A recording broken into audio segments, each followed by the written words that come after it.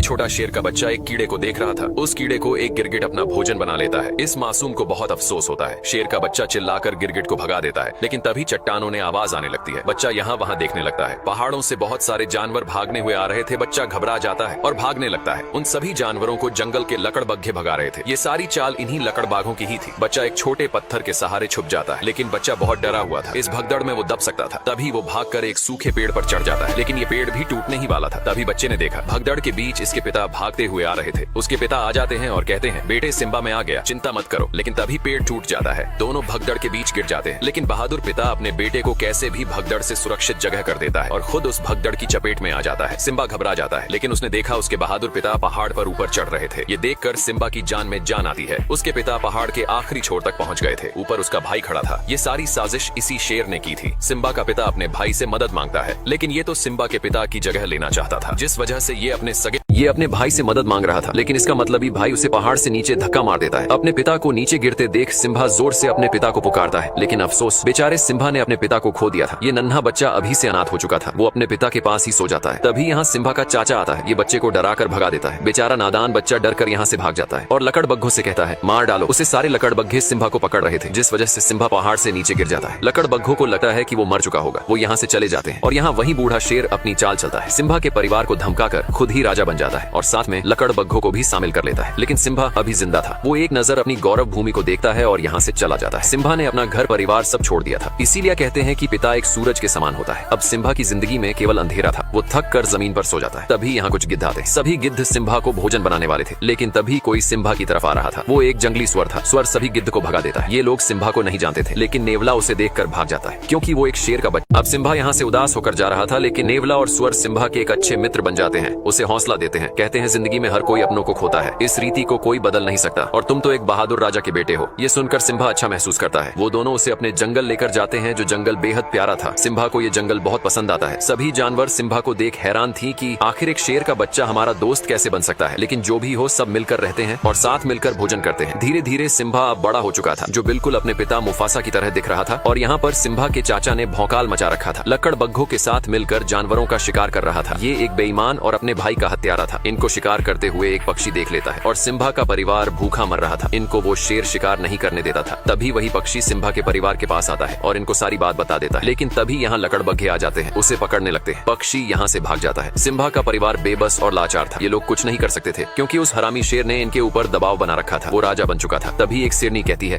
हमें कुछ करना होगा। हमें हाथ पे हाथ रखकर नहीं बैठे रहना चाहिए। अब सिम्बा की माँ कहती है, ये हमारी गौरव भूमि है, हमें इसकी हिफाजत करनी चाहिए। समय बहुत बलवान होता है। लेकिन नाला शेर से युद्ध करने को कहती है। तभी इनके पास लकड़बग्घा आता है और कहता है, महाराज तुमको बुला रहे हैं। सिम्बा की माँ उस बूढ़े शेर के पास जाती है। बूढ़ा शेर अपने शिकार को खा रहा था और कहता है, कौन सी योजना बना रहा है तुम्हारा डरपोक परिवार। सिम्बा की माँ कहती है, तुम हद से ज्यादा शिकार कर रहे हो। शेर कहता है, शिकार नहीं करेंगे तो भूखे मर जाएंगे। हमारा काम ही है किसी को मार कर अपनी भूख मिटाने। सिम्बा की माँ कहती है, इस तरह शिकार नहीं किया जाता जिस तरह तुम कर रहे हो। शेर कहता है, तुमने मुझे ठुकरा कर मुफासा को चुना था, अब तो वो डरपोक भी मर चुका है। सिम्बा की माँ कहती है, वो डरपोक नहीं, एक बहादुर और ताकतवर राजा थे। तभी शेर गुस्से से कहता है, आज के बाद पहले लकड़बग्घे भोजन खाएंगे और उसका बचा हुआ तुम और तुम्हारा परिवार खाएगा। सभी लकड़बग्घे खाने के लिए टूट पड़ते हैं और यहाँ सिम्बा को दिखाया जाता है, जो पूरी तरह से बदल चुका था। इसे अपने परिवार की याद तक नहीं आ रही थी। वो भूल गया था सब। लेकिन रात के समय सिम्बा अपने बहादुर पिता को याद करके बहुत उदास था। सिम्बा का बाल उड़कर एक नदी में गिरी जाता है। उस बाल को एक चिड़िया उठा लेती है और अपने घोंसले में ले जाती है, लेकिन दूसरी चिड़िया उस बाल को फेंक देती है। अब सिम्बा के बाल को एक चिड़िया उठा लेती है और अपने घोंसले में लेकर जाती है, लेकिन दूसरी चिड़िया जानती थी ये घास नहीं बल्कि किसी जानवर का बाल है, जिस वजह से चिड़िया सिम्बा के बाल को फेंक देती है। वो बाल बबूल के पेड़ पर गिरता है। जिराफ बबूल के पत्तों के साथ सिम्बा के बाल को भी खा लेता है। अब एक कीड़े को दिखाया जाता है, जो जिराफ के मल को ढकेल कर ले जा रहा था, लेकिन जिराफ का मल लुढ़क कर टूट जाता है और सिम्बा का बाल उड़कर दूर चला जाता है, जहाँ बहुत सारी चींटियां थी। एक चींटी बाल को उठाकर ले जाने लगती है। तभी एक बंदर चींटी के पास उस बाल को देख लेता है। बंदर ने पहचान लिया था कि ये सिम्बा का ही बाल है और सिम्बा अभी जिंदा है। ये संदेश एक खुशी का संदेश था। बंदर खुश था, क्योंकि इनका राजा फिर से गौरव भूमि पर राज करेगा। और यहाँ सिम्बा के दोस्त पर एक शेर हमला कर रहा था। इनके जंगल में एक शेर घुस चुका था। सिम्बा का दोस्त अपनी जान बचाकर भाग रहा था। वो शेर का शिकार होने ही वाला था। तभी सिम्बा उस शेर को दबोच लेता है। दोनों ही एक दूसरे से कम नहीं थे, लेकिन दूसरा शेर सिम्बा को दबोच लेता है। सिम्बा उसे नाला कह के पुकारता है। दोनों एक दूसरे को जानते थे। ये नाला सिम्बा की बचपन की दोस्त थी। नाला सिम्बा को जिंदा देखकर बहुत खुश होती है, क्योंकि नाला को सिम्बा मिल गया था और सिम्बा को उसका प्यार। अब सिम्बा और नाला इतने दिनों के बाद एक दूसरे को देखकर बहुत खुश थे।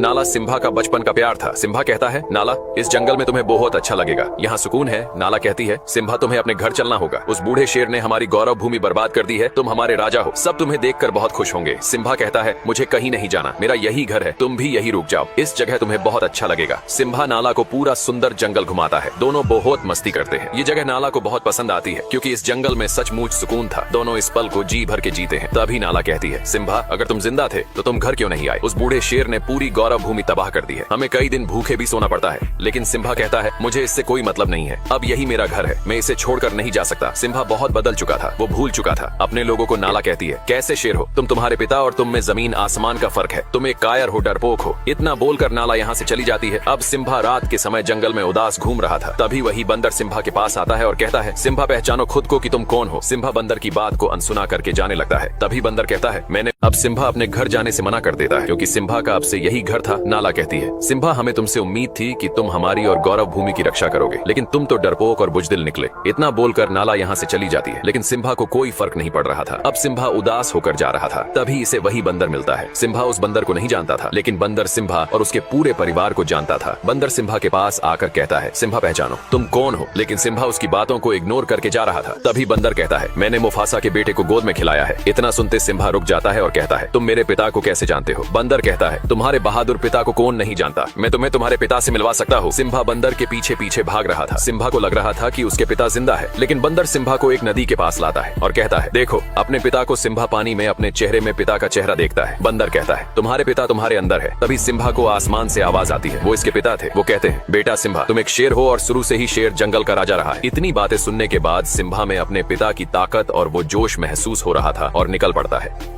अब सिम्बा निकल पड़ता है अपनी उस पावन धरती की तरफ जिसने वर्षों पहले छोड़ दिया था। सिम्बा एक गहरी दहाड़ लगाता है, ये ऐलान करने के लिए कि अपने जंगल की रक्षा के लिए सिम्बा तैयार है। ये था सिम्बा का जुनून। सिम्बा के दोस्त उसे जाते हुए देख रहे थे। सिम्बा वर्षों बाद अपनी पावन धरती की तरफ जा रहा था, जिसके अंदर साहस और बल दोनों था। सिम्बा नाला के पास पहुंच गया था। दोनों निकल पड़ते हैं अपने घर की तरफ। भले ही इस कहानी में सिम्बा का पिता मुफासा नहीं था, लेकिन मुफासा का बेटा सिम्बा था, जो एक नई उम्मीद था। दोनों अपनी गौरव भूमि पहुंच जाते हैं, लेकिन सिम्बा अपनी गौरव भूमि को देखकर बिल्कुल भी खुश नहीं था। उसकी भूमि पूरी तरह से बंजर हो चुकी थी। बहुत सारे जानवर मारे गए थे। नाला कहती है, सिम्बा, अब क्या करोगे? सिम्बा कहता है, अपनी भूमि की रक्षा करूंगा, जो जिम्मेदारी मुझे मेरे पिता ने दी है। नाला कहती है, मैं भी इस लड़ाई में तुम्हारे साथ हूँ। तभी वही पक्षी सिम्बा के पास आता है, जो ये भी सिम्बा के परिवार का हिस्सा था। ये सिम्बा का तहे दिल से स्वागत करता है और कहता है, महाराज, वो दिन फिर से लौट आए हैं और सिम्बा के दोस्त भी इस लड़ाई में साथ खड़े रहने वाले थे। सिम्बा उनको वापस अपने जंगल लौटने को बोलता है, लेकिन वो दोनों कहते हैं, हम जब तक जिंदा है तब तक तुम्हारे साथ रहेंगे। इस युद्ध में सब सिम्बा के साथ खड़े थे। सिम्बा सभी को अपने साथ लेकर जाता है। आगे कुछ लकड़बग्घे। अब इस युद्ध में सभी जानवर सिम्बा के साथ कंधे से कंधा मिलाकर खड़े थे। सिम्बा सभी को अपने साथ लेकर जाता है, लेकिन सामने कुछ लकड़बग्घे भोजन कर रहे थे। सिम्बा लकड़बग्घों का ध्यान भटकाने के लिए अपने दोस्तों से कहता है। नेवला और सुअर उनका ध्यान भटका रहे थे। सभी लकड़बग्घे उन दोनों को पकड़ने लगते हैं। सिम्बा नाला के साथ दूसरे रास्ते निकल पड़ता है। वही बंदर सब कुछ देख रहा था। वो समय आ गया था। बंदर अपना हथियार निकालता है, जिसने वर्षों पहले मुफासा के मरने के बाद हथियार को छोड़ दिया था। बंदर भी इस लड़ाई में सिम्बा के साथ था और यहाँ बूढ़ा शेर सिम्बा की माँ को अपनी रानी बनाने की जिद कर रहा था और कहता है, इस पूरे जंगल में मुझसे ज्यादा ताकतवर कोई जानवर नहीं है। सिम्बा की माँ कहती है, ताकतवर राजा वही होता है जिसमें प्रजा की और अपने राज्य की फिक्र होती है। ये कहता है, मैं मुफासा से ज्यादा ताकतवर हूँ। सिम्बा की माँ कहती है, तुम मुफासा के आगे एक भीगी बिल्ली हो। तभी वो शेर गुस्से से सिम्बा की माँ पर हमला करने लगता है। इस शेर की नीयत खराब थी। जिसकी नीयत ही खराब हो, वो अपनी प्रजा की रक्षा कभी नहीं कर सकता है। तभी दहाड़ता हुआ सिम्बा यहाँ आता है। बूढ़ा शेर देखकर डर गया था। इसे लग रहा था कि वो मुफासा है। तभी सिम्बा कहता है, दूर रहो मेरी माँ से। सिम्बा की माँ वर्षों बाद सिम्बा को देखकर बहुत खुश होती है।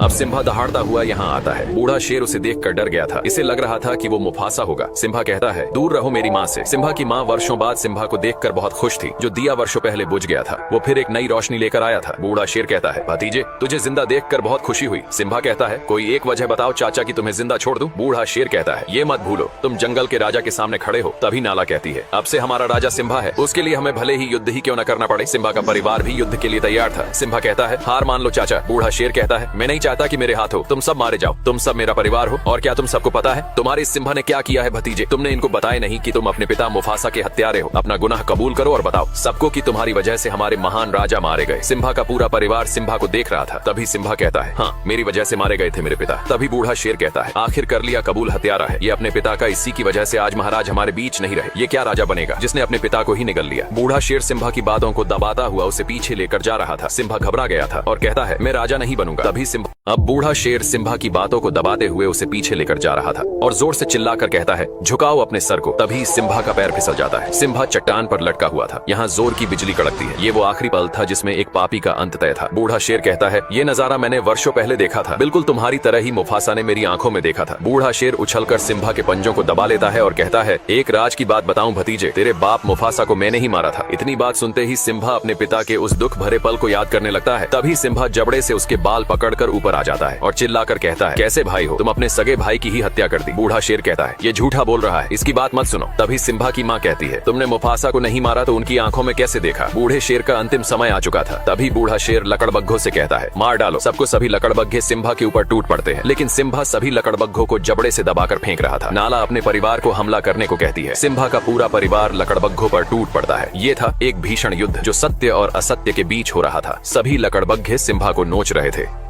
अब सभी लकड़बग्घे सिम्बा को गिराकर नोचने लगते हैं। नाला ये देखते हैं, दौड़ पड़ती है। ये था नाला का अपने प्यार के प्रति लगाव, और सिम्बा के दोनों दोस्त भी इस लड़ाई में शामिल थे। इनको लकड़बग्घे चारों तरफ से घेर लेते हैं। जंगली स्वर हमेशा से लकड़बग्घों से डरता रहा है, लेकिन आज स्वर ने कमाल कर दिया था। स्वर दौड़ा दौड़ा कर सभी लकड़बग्घों मार रहा था। अब नाला का सामना लकड़बग्घों की सरदार से होता है। दोनों एक दूसरे के सामने थे, लेकिन नाला अब बड़ी हो चुकी थी। वो लकड़बग्घों की सरदार से भिड़ जाती है और वो बूढ़ा बंदर भी उस हथियार को मैदान में लेकर उतर जाता है। सभी लकड़बग्घों की नानी याद दिला रहा था। सिम्बा का परिवार और उसके दोस्त अपनी गौरव भूमि की रक्षा के लिए लड़ रहे थे। नाला भी लकड़बग्घों की सरदार को मार गिराती है। शुरू से ही सत्य की हमेशा जीत होती आई है। आज भी सत्य की ही जीत होने वाली थी। बूढ़े शेर का अंतिम समय आ चुका था, भर चुका था। इसके पाप का घड़ा सभी लकड़बग्घे मैदान छोड़कर भाग रहे थे। सिम्बा ने देखा बूढ़ा शेर भी यहाँ से भाग रहा था। सिम्बा अपने चाचा का पीछा करता है। बूढ़ा शेर चाह के भी खुद को बचा नहीं सकता था। उसके आगे खाई थी और पीछे सिम्बा खड़ा था। सिम्बा कहता है, अब कहा भाग कर जाओगे चाचा। अब बूढ़े शेर की अंतिम घड़ी आ चुकी थी। आखिर एक न एक दिन पाप का घड़ा भर ही जाता है। बूढ़ा शेर कहता है, ये सब लकड़बग्घों की चाल थी। लकड़बग्घे बूढ़े शेर की बात सुन लेते हैं। बूढ़ा शेर सिम्बा से एक जिंदगी मांग रहा था। सिम्बा कहता है, पाप की कोई माफी नहीं होती। बूढ़ा शेर कहता है, सिम्बा तुम अपने सगे चाचा को मारोगे। सिम्बा कहता है, चाचा मैं तुम्हारी तरह बिल्कुल भी नहीं हूँ। बूढ़ा शेर ये सुनकर बहुत खुश होता है और कहता है, बताइए महाराज मुझे क्या करना होगा। सिम्बा कहता है, भाग जाओ इस पवित्र धरती से, दोबारा फिर कभी लौटा कर मत आना। बूढ़ा शेर यहाँ से जाने लगता है और तभी धोखे से सिम्बा पर हमला कर देता है। एक पापी को कितने भी नेकी के रास्ते ही क्यों न दिखाए जाए, वो फिर भी पाप के रास्ते पर ही चलता है। बूढ़ा शेर चट्टान ने नीचे गिर जाता है। सिम्बा को भी अपने चाचा के मरने का दुख था, लेकिन बूढ़ा शेर अभी जिंदा था। शायद इसकी मौत सिम्बा के हाथों नहीं बल्कि लकड़बग्घों के हाथों लिखी थी। बूढ़े शेर को सभी लकड़बग्घे घेर लेते हैं। बूढ़ा शेर कहता है, मेरे साथियों हम फिर से एक नया साम्राज्य खड़ा करेंगे। लकड़बग्घे कहते हैं, तू एक बिन पैनी का लौटा है, हमने तेरा हमेशा साथ दिया और तूने हमें ही गलत ठहराया। बूढ़ा शेर कहता है, मैंने सिम्बा से झूठ बोला था। तभी एक लकड़बग्घा कहता है, स्कार तूने अपना जिंदगी में कभी सच बोला ही नहीं। लकड़बग्घों की आंखें खुल चुकी थी।